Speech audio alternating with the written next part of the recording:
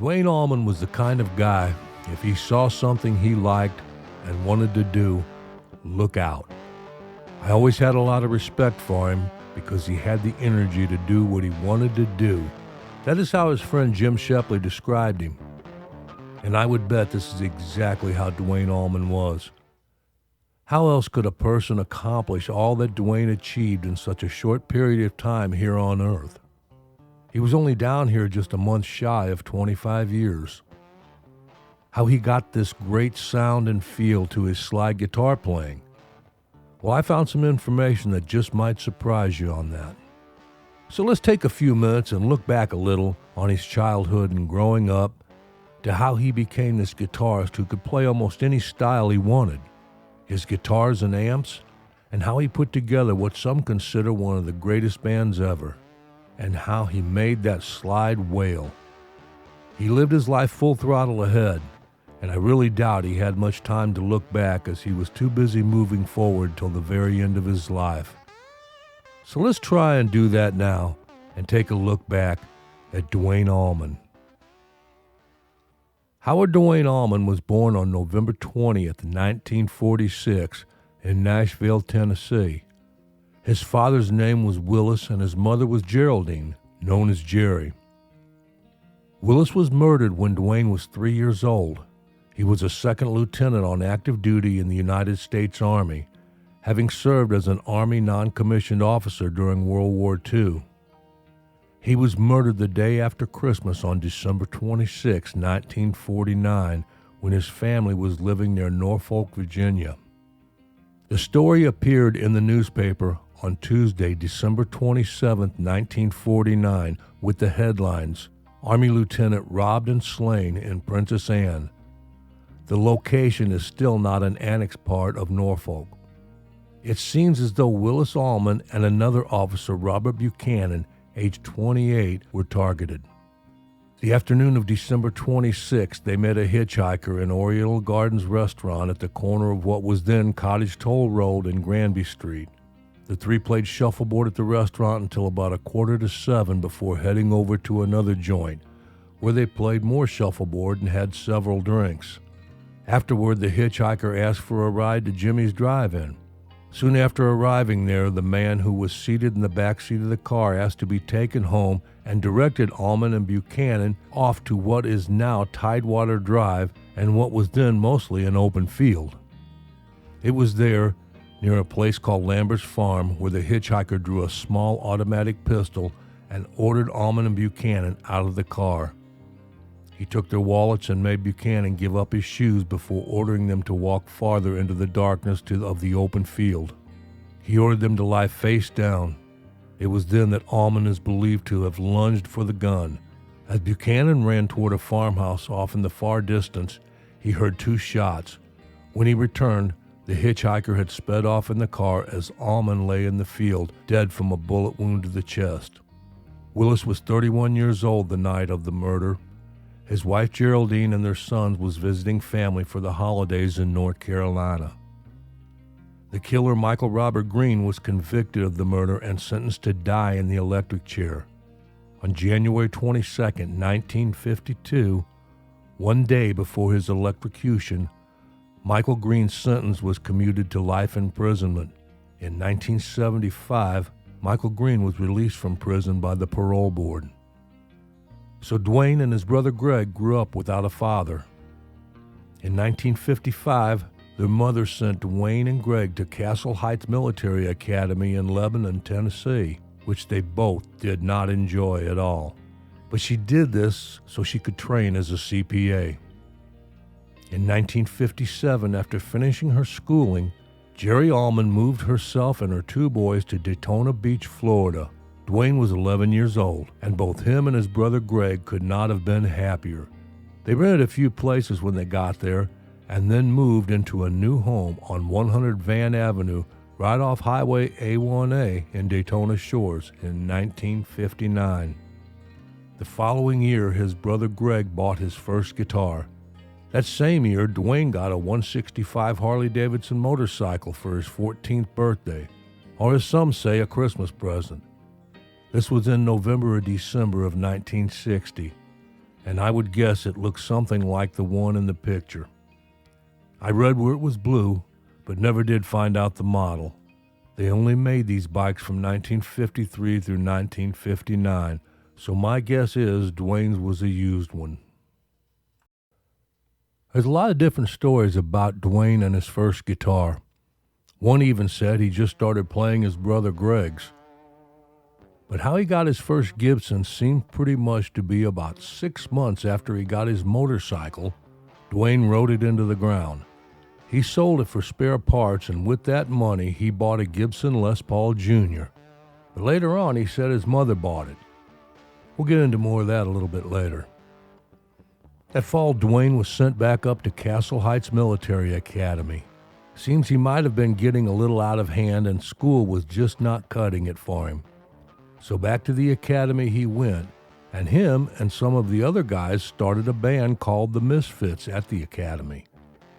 But it didn't last too long, as Duane was finally kicked out of the military academy in the winter of 1963. Greg, who was also sent there after Duane, played in the Misfits too, but he finally quit in the spring of 1964. After returning home, Duane and Greg started playing in a band called the Escorts. They opened a show up for the Beach Boys in the spring of 1965, and later on that year they changed the band name to the Allman Joys. You know, something that always amazes me about Duane Allman was how he got so good so fast, especially on the slide guitar. When you think about it, Duane had only been playing guitar 4 or 5 years tops at this time, and he was already getting recognition. A few other players has talked about him around this time, and all of them were trying to get some licks and tips from Duane, and he was only 19 or 20 years old. But he already had that feel. I read in Don Felder's book that he used to head over to Daytona and hang out with Duane and the band. One day, Duane sat with him, helping him with the slide guitar. Don said that the best lesson he got was some advice Duane gave him. He said, "Close your eyes and listen to the music, man. Feel it in your heart, and when your spine tingles, you know it's right." There are a lot of conflicting stories on just when Duane started playing slide. Some say it was as late as 1968. Some, like Don, say earlier. Either way, his slide playing had an unmistakable sound. Here's what I think is the answer to how he did it. Some of his sound came from the way he approached his playing. Dickie Betts is the one who summed it all up, and here's what he had to say. Duane Allman was a fantastic interpreter. A lot of people don't realize it, but Duane used to tell me a lot that he was influenced by harmonica players more than guitar players. On his slide playing, Duane used to profess to me that slide playing ain't about guitars, it's about harmonica. You got to think like a harp player. And it makes a hell of a lot of sense. Now, I have never heard anybody who plays slide say that. And if you listen to his playing, it does sound like a harmonica. So he had a very unique approach to his music to begin with. He looked at it inside out and outside in and sideways. I think Dickie really sheds light on how the music mind of Duane worked. He was far and away older on the inside than he was on the outside. And I want to say here also, if you listen to his brother Greg sing at a young age, he had the soul of an old man's voice. Maybe it was just something in their genes. I really don't know. Do you? As far as some of the equipment Duane owned and used, there are many stories out there. Some we just have to take with a grain of salt. One was his Les Paul Jr. This was the one that comes with a few stories on how he got it. One story says he wrecked his motorcycle his mother bought him for either a birthday or a Christmas present and sold the parts that were left of the bike and bought it. And another story is his mother just bought it for him. Either way, in the early years, Duane probably learned on this guitar. Here's a story about the guitar. Prior to fame and renown, Duane Allman used this guitar from 1961 to 1965, as is presumed. He allegedly pawned it not only to upgrade, but to get some cash. And then his friend singer-songwriter Delaney Bonnie would purchase Duane's pawned Les Paul Jr. Now here's what Delaney had to say in an interview. Well, I went down and there stood this little red, it's a Les Paul Jr. sitting there. It's all scrubby looking, you know. So I took it back to the hotel. I walked in with that little red guitar and Duane said, "Where'd you get that?" I said, "I found it in a hock shop." He said, "Well, boy, that looks familiar to me. Would you look on the back of it? Is there a gouge on it that looks like a big old thumb gouge?" And I raised it up and I looked and said, "Yeah." Duane said, "That's where I hocked that bastard. We were coming through here and I was broke and I wanted to get high and wanted to get drunk, but I didn't have no money. So I hocked that sumbitch." And then he said, "That was the first guitar my mama gave me." Kunio Kishida, a collector musician from Japan, now owns this guitar. The guitar resides most times at the Big House Museum in Macon, Georgia, where it can be seen on display. Duane owned a few Fenders, but for the most part he played Gibsons. You see him a lot in the early years playing what looked like a 335 with a Bigsby tailpiece on it and a Fender amps. Later on he moved to the Les Pauls and those 50-watt Marshalls. I guess his most famous guitar was that 57 Gold Top he played on Eric Clapton's sessions in the fall of 1970. I have read and heard stories he owned 2 of those Gold Tops. Supposedly the one he played on that session he traded for that 59 Sunburst he was playing there at the last. Traded that 57 and a Marshall 50-watt head and $200 for it. I did read he also insisted on swapping pickups with the guy. So the 59 had the Gold Top pickups in it, and the 57 had the Sunburst pickups in it at the end of the deal. Maybe some of you watching can shed more light on this subject. There are quite a few books and stories out there all contradicting each other on this. One thing we know for sure, Duane always had great tone. I think for the most part he used that 57 in his sessions work at Muscle Shoals and an old Strat he had. There is a website out there that has all of the sessions Duane played on listed, and you can just click them on and check them out. This guy was an unbelievable session player. He played on songs like gospel tunes, Will the Circle Be Unbroken, and then switch over to Boz Scaggs doing Loan Me a Dime. I'll leave a link to this in the description box below in this video. I highly recommend you go check out all of the songs. It is just amazing how versatile he was. After doing session work, Duane got tired or bored or whatever Duane got and decided to put another band together. So he came into Jacksonville looking for players. One day he stopped by his drummer friend Butch Truck's house. Here's how Butch tells the story. He says, "I was married, living back in Jacksonville, just about to give up on the music business and go back to college and finish my degree in math. I guess that would have led to a nice teaching job somewhere. When there was a knock at my door, and there was Duane with this muscle-bound black dude with an afro, a tank top, and a damn bear-tooth claw necklace around his neck. As only Duane could, he said, 'Butch, this is J-Mo, my new drummer. J-Mo, this is Butch, my old drummer.' Well, they came in. Duane hung around for a while and then headed to go see Barry Oakley and just left me and J-Mo sitting there. Well, my upbringing didn't really prepare me for this. If you know J-Mo, he is a man of few words. He just sat there frowning and staring at the floor, and all I could think was, my God, this militant is going to kill me. He wound up staying with me for a few weeks that trip and has become my very dear friend and partner for 42 years since that day. What a wonderful way for a middle-class white Southern boy to be introduced to the real world. Thank you, J-Mo." It turned out Duane had gotten really bored with session playing and the reason he was in Jacksonville was to start a new band. Once word got around, this became the focal point for the hippie community in Jacksonville, and we started getting together at least once a week, setting up huge piles of gear and jamming all day long.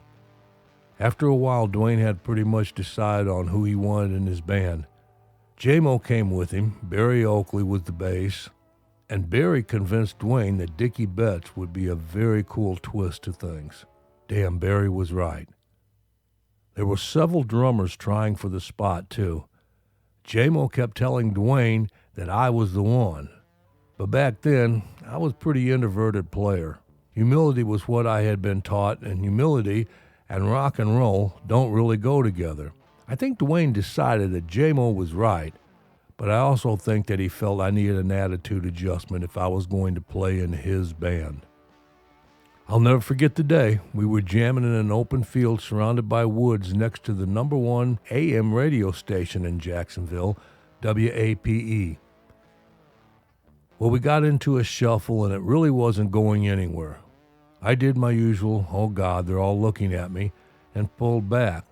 Duane turned around, stared me square in the eyes, and played a screaming lick that just yelled, "Come on, motherfucker, play," to which I further retreated. Well, he did it again, and I pulled back again, but then on the third or fourth time I realized that he was showing me up in front of all those people, and I started to get mad. I began to beat my drums like I was hitting him upside the head. We kept this up for quite a while. I mean, we were locked eye to eye, glaring at each other, and the music just took off. In my anger, I forgot to be afraid and started playing the drums. Finally, Duane smiled, pointed at me, and said, "There you go." It was like he reached inside of me and flicked a switch. The light went off in my head. You can play, so stop apologizing. It was that epiphany that made me capable of doing what I have done for the last 42 plus years. It was Duane that caused that epiphany. Duane Allman was the most powerful character I have ever known. After 40 years, I still have dreams that I run into him. There's a part of me that will not let him go. He most certainly changed my life and touched the lives of everyone fortunate enough to be around him. He asked me to join the band. We started rehearsal and learned a few tunes, Trouble No More being the first. Then he called his baby brother. He was absolutely right that there was no one else alive that could sing in that band. So that is basically how the Allman Brothers Band got started, according to Butch. Duane was the leader, no doubt, and put it all together. And as always, he seemed to bring out the best in all musicians he played with. Some of that early Allman Brothers music I still listen to, and even today will make the hairs on my arms stand straight up. Many label them as a southern rock band, but they were much more than that. Just listen to that live Fillmore album. Songs like Whipping Post and Memory of Elizabeth Reed. Maybe they got that label later on after Duane passed away. I don't really know. Most all of us know Duane was killed in a motorcycle accident at age 24.